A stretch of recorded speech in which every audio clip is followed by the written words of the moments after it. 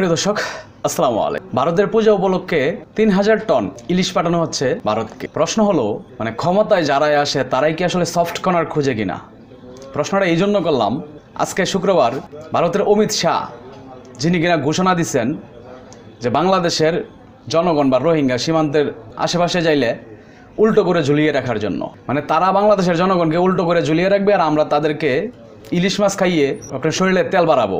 এটা হচ্ছে একটা দিক। দ্বিতীয় কথা হচ্ছে, যারাই ক্ষমতা যায় তারাই কেন সফট কর্নার খুঁজে? কথাটা বলার মূল উদ্দেশ্য হচ্ছে ডক্টর আসিফ নজরুল স্যারের একটা ফেসবুক পোস্ট নিয়ে 26 সেপ্টেম্বর 2019 সালে উনি একটা ফেসবুকে একটা স্ট্যাটাস দিয়েছিলেন। স্ট্যাটাসটা ছিল এরকম: বিপুল পরিমাণে ইলিশ ভারতে রপ্তানি করে তাদেরকে খুশি করা হচ্ছে সীমান্তে বাংলাদেশের মানুষ মেরে ফেলার জন্য, অভিন্ন নদীর পানি থেকে আমাদের বঞ্চিত করার জন্য, বাণিজ্য ভারসাম্য না রাখার জন্য, কথায় কথায় বাংলাদেশ সম্পর্কে অবমাননাকর মন্তব্য করার জন্য।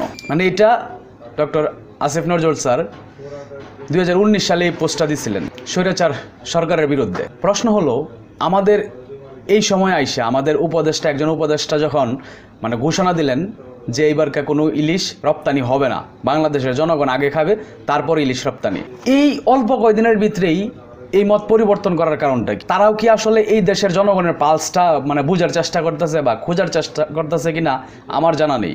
যদি বোঝার চেষ্টা করতো, খোঁজার চেষ্টা করতো, তাইলে মনে হয় আজকে এই সিদ্ধান্তটা তারা নিত না, আপনার 3000 টন ইলিশ মাছ ভারতে পাঠাইতো না।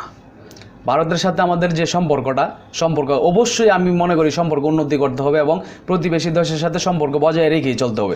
কিন্তু কথা হচ্ছে, সম্পর্কের ক্ষেত্রে 50-50 থাকতে হবে। তার যতটুকু অধিকার থাকবে আমারও অধিকার ততটুকুই দিতে হবে। এই ক্ষেত্রে ভারত আমাদের উপরে সবসময় খবরদারি করবে আর আমরা শুধু মাত্র তাদেরকে সফট কর্নারে দিয়ে যাব। কেন এটা কেন হচ্ছে?